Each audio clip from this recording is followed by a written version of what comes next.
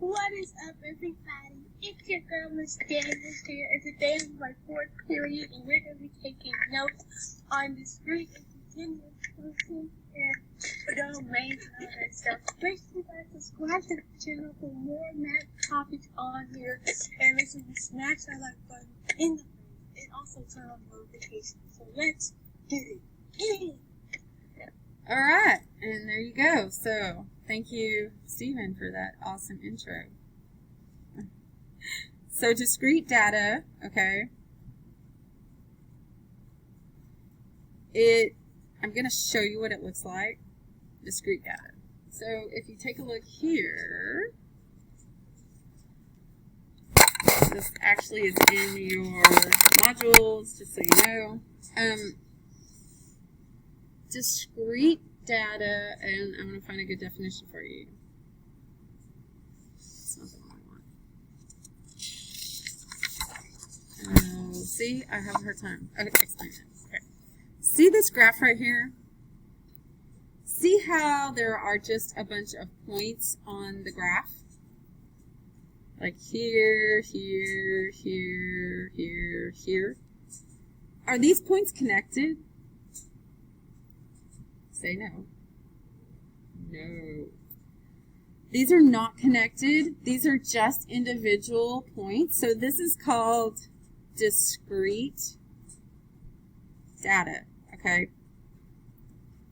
It's in chunks. It doesn't flow like from one point to another. It's just various points on a graph or specific numbers. Okay, so I put it's in chunks like ordered pairs, and it can only be certain points. Okay, that's the best way that I can describe it. Does that make sense to y'all? Thumbs up, thumbs down. That doesn't make sense to me. It does not make sense? It makes sense. Okay, so here's something else you can look at.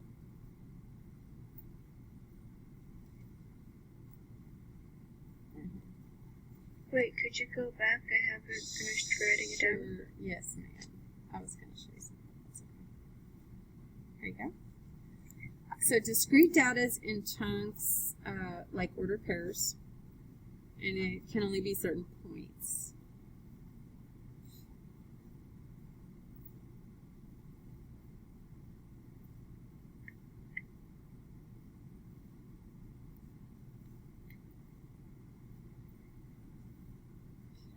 So here is, I don't remember, Math is Fun Dictionary.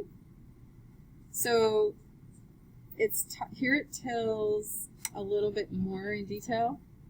Discrete data can be counted. Continuous data is measured. So here's an example of discrete data.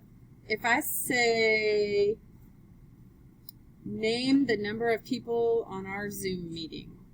Okay, well, there's a specific number of people, right?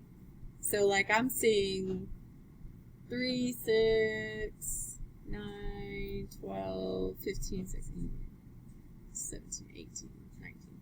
Seeing about 19 people. But could there be 19 and a half people? No, because that would be gross. No, because people can't split in half. That's right, and that might be. That'd be kind of gross. Okay, so. Right, so that, the number of people on our Zoom meeting, that's discrete data. It's specific, okay? Another example here would be, if I'm going to roll 2 dice, what could they land on? Well, we can't, it can land on, each dice has a 1, a 2, 3, 4, 5, or a 6. It will not land on 5.5. Okay, there's only specific numbers that dice can land on. So that would be called discrete data. Continuous data is different because it could be any value that's within a certain range. Okay, so for example, if I say you can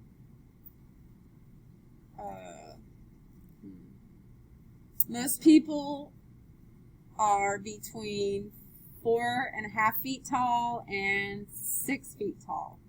That's just an example. I don't know for sure.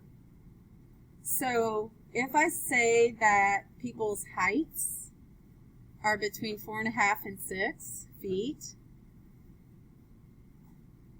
yeah, you're good, Mason. No problem.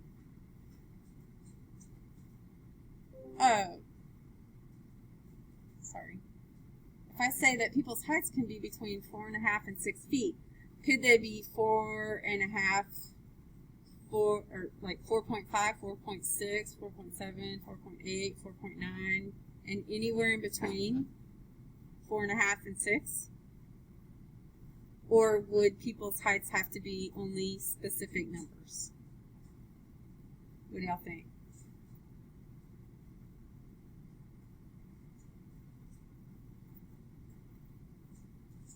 What about someone's weight? Somebody could get on the scale, and it's not going to automatically say, oh, you're either 1 pound or 2 pounds or 3 pounds or 4 pounds or whatever. No, it's going to say you're, 10.3 pounds, or it can be any amount. There's not specific points, but it's going to be within a certain range. Definitely not going to be negative. So your weight would be in between 0 and some other number. But it could be anything in between. Does that make sense? Yes or no? It does not. It does not, or it does? I don't know. It's okay. As we talk about it more, it'll make sense. And like I said, we don't want that. Like I said, this is one of the harder, for me, for some reason, it's kind of hard to explain. So, continuous data can be any value within a range. So, we'll just write that down. Continuous data can be any value within a range.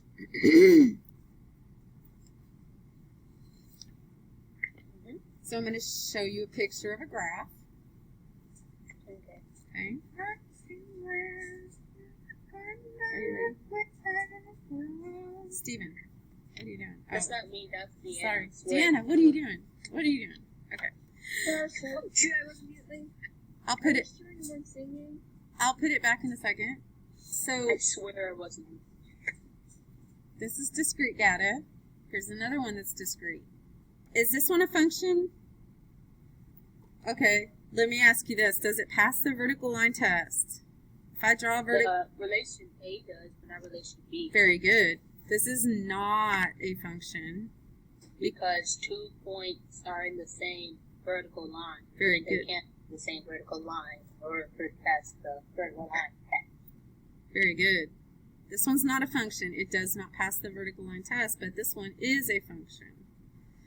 And this is discrete data. It's only specific points on the graph. If I take a look here, this has got a strange looking, by the way, you don't have to have the arrows on the end of it for it to be continuous or discrete. See how there's no holes in this graph right here? Mm-hmm. So any value that's on this line, I mean, it could be like 1.0003. There's no gaps in it. So this is continuous data. Hey, what's that? Yes, ma'am? Ma'am, you go back to the definition of continuous data. There you go. It can be any value within a range. Okay.